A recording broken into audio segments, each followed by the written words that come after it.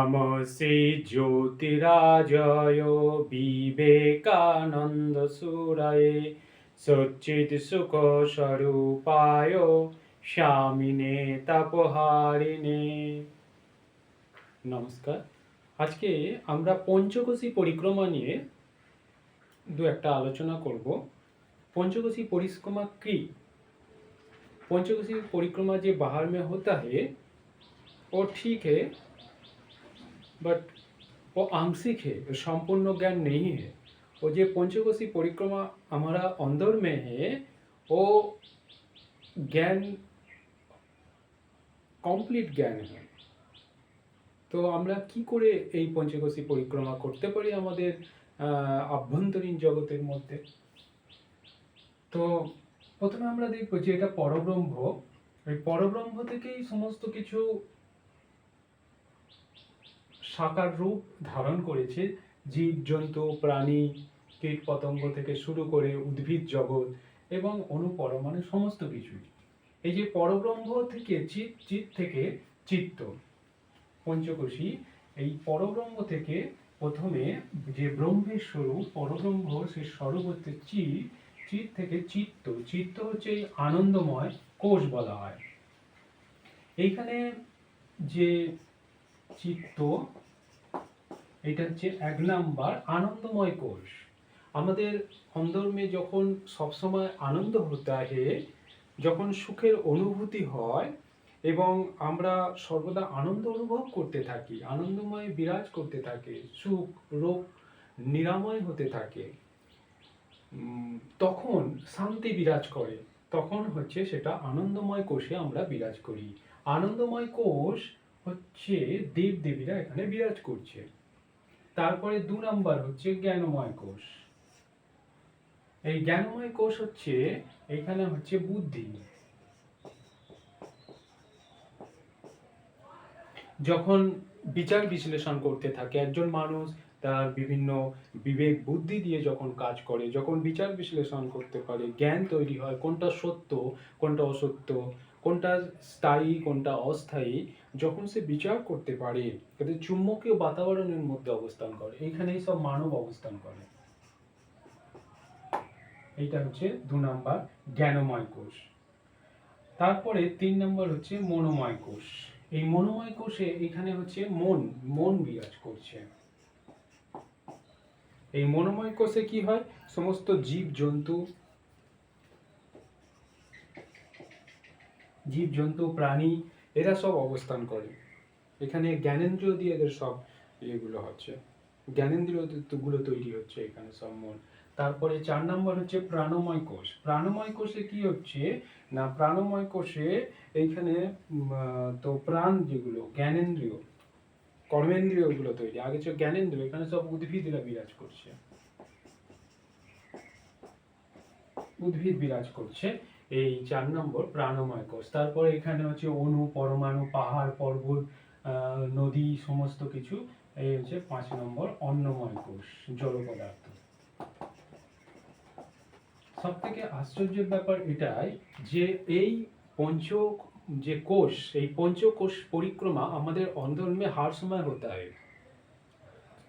24 ঘন্টায় এই পঞ্চকোষে আমরা বিরাজ করি। যখন যে ভাবে থাকবে, যে চিন্তায় থাকবে, তখন সেই কোষে সে বিরাজ করছে। তো এই হচ্ছে আমাদের পঞ্চকোষ। এবার এর মধ্যে যখন কোনোটা প্রকাশ পাচ্ছে, কোনোটা অপ্রকাশ হচ্ছে, কোনোটা, তখন এইগুলো পরিবর্তন হতে থাকে। যেমন আমাদের যে তত্ত্ব, পঞ্চতত্ত্ব, স্থূল তত্ত্ব, প্রাণ, মন, বুদ্ধি এবং হচ্ছে হৃদয়, যখন এই আনন্দময় কোষে এই পাঁচটা তত্ত্বই জাগ্রত অবস্থায় থাকে। কি কি না, স্থূল তত্ত্ব, প্রাণ তত্ত্ব, মন তত্ত্ব, বুদ্ধি তত্ত্ব এবং হৃদয়, এই পাঁচটা তত্ত্বই জাগ্রত অবস্থায় থাকে। জ্ঞানময় কোষে যেখানে মানব, এখানে তো আমরা দেখলাম আনন্দময় কোষে দেবীরা বিরাজ করছে। তারপরে দু নম্বর হচ্ছে জ্ঞানময় কোষে, এখানে যে মানব বিরাজ করছে, এইখানে ওই পঞ্চতত্ত্বের মধ্যে যে আমরা হৃদয় আছে, সেই হৃদয় তত্ত্বটা অপ্রকাশিত থাকে, বাকি চারটে প্রকাশিত থাকে। যখনই এই হৃদয় তখনই মানব অবস্থান করছে। মানব থেকে দেবতা হতে গেলে অর্থাৎ জ্ঞানময় কোষ থেকে যখন আনন্দময় কোষে যদি প্রবেশ করতে হয়, ওই হৃদয়টা জাগ্রত হলে সে আনন্দময় কোষের মধ্যে প্রবেশ করছে, খুব কাছাকাছি বিরাজ করছে। পঞ্চতত্ত্ব আমরা যেটা বললাম, হৃদয়, প্রাণ, মন, বুদ্ধি এবং হচ্ছে স্থূল, সবগুলোই বিরাজ করছে। শুধু হৃদয় তত্ত্বটা অপ্রকাশিত থাকার জন্য আনন্দময় কেস থেকে নেমে জ্ঞানময়ে বিরাজ করছে, কেন মানব অবস্থান করছে। মানবের হৃদয় জাগ্রত হলে সে আনন্দময় কোষে তখন বিরাজ করে। তারপরে 3 নাম্বার মনোময় কোষ। এখানে বুদ্ধি আর হৃদয় দুটো সুপ্ত অবস্থায় থাকে, বাকি 3টে জাগ্রত অবস্থায় থাকে, স্থূল, প্রাণ এবং মন। তারপরে হচ্ছে মনোময় কোষ। এখানে মনোময় হলে পরে হচ্ছে প্রাণময় কোষ। প্রাণময় কোষের করতে দেখা যাচ্ছে মন, বুদ্ধি এবং হৃদয়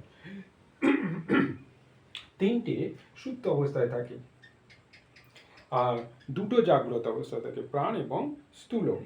তারপরে অন্নময় কোষে দেখা যাচ্ছে প্রাণ, মন, বুদ্ধি, হৃদয় 4টেই সুপ্ত অবস্থায় থাকে, সেই জন্য সে অন্নময় কোষে অবস্থান করছে, জড় পদার্থের মতো পড়ে রয়েছে, তার স্থূল অস্তিত্ব দেখা যাচ্ছে, কিন্তু আশ্চর্যের বিষয় যে ওটা সুপ্ত অবস্থায় থাকে। ওই 4টে যখন একটা একটা করে জাগ্রত, তখন অন্নময় থেকে প্রাণময়, প্রাণময় থেকে মনোময়, মনোময় থেকে জ্ঞানময়, জ্ঞানময় থেকে আনন্দময়। বা যে জ্ঞানময় কোষে বিরাজ করছে সে আনন্দময় যেতে পারে, মনোময় কোষে বিরাজ করছে সে প্রাণময় চলে যেতে পারে, প্রাণময় থেকে অন্নময়, অন্নময় থেকে আবার সে আনন্দময়। তো এই পঞ্চকোষের মধ্যে আমরা সর্বদাই বিরাজ করছি। বাইরে যে পঞ্চকোষী পরিক্রমা আছে তা অধুরা জ্ঞান, কমপ্লিট জ্ঞান না है है वो ज्ञान है वो কমপ্লিট নেই है। তো কমপ্লিট জ্ঞান অর্জন করতে গেলে আমাদের ভেতরের মধ্যে প্রবেশ করতে হবে। Self realisation and the God realisation is the best procedure for the God realisation.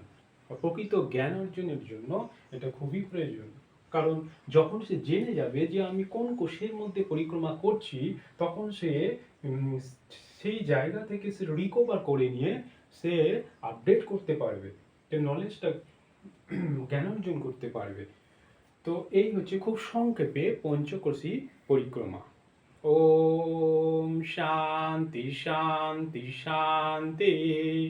Hari Om Tatsat. শ্রীরামকৃষ্ণার্পণমস্তু।